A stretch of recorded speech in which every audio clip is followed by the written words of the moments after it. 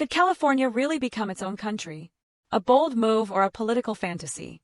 The push for CalExit is back, and this time, the stakes are higher than ever. But could this audacious plan actually succeed? Stay tuned as we uncover the shocking truth behind California's fight for independence. Welcome to today's video, where we dive into one of the most controversial and ambitious political movements of our time, CalExit. Yes, you heard that right. California could be on its way to becoming an independent nation by 2028. But how realistic is this dream? And why are its supporters so confident this time? Let's break it down. The world's fifth largest economy, home to Silicon Valley, Hollywood, and nearly 40 million people, standing alone as an independent country. The idea of California seceding from the United States, nicknamed CalExit, has been circulating for years. But now, something big has changed. Marcus Ruiz Evans, the leader of this movement, has just gotten the green light to start gathering signatures for a ballot initiative. But here's the catch. To even consider this plan, Evans needs over 546,000 signatures by July 2025. And so far, the most he's ever collected is just 100,000.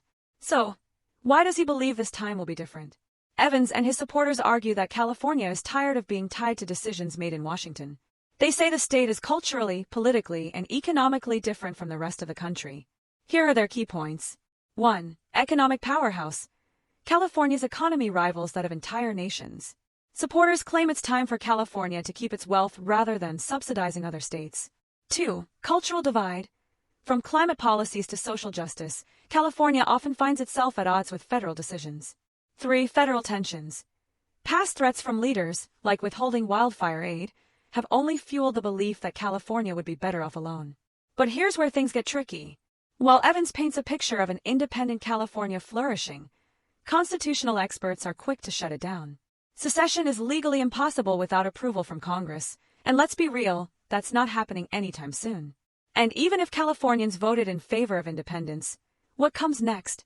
Building a military, establishing trade agreements, and creating a new government from scratch would be monumental and incredibly expensive. So, why is this movement gaining traction again? According to Evans, it's all about the growing divide between California and conservative-leaning states.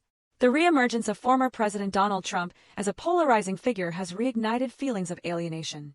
Californians, he says, are tired of being tied to a country that doesn't align with their values.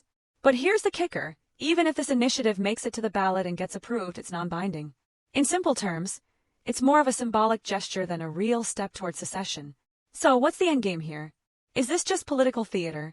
Or could it be the start of something revolutionary? Evans believes this initiative will serve as a vote of no confidence in the U.S. government, a wake-up call that California is serious about charting its own path.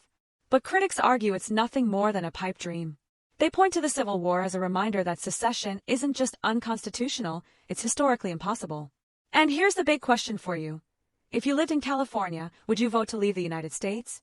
Could you imagine a world where California stands as its own nation? Let us know your thoughts in the comments below.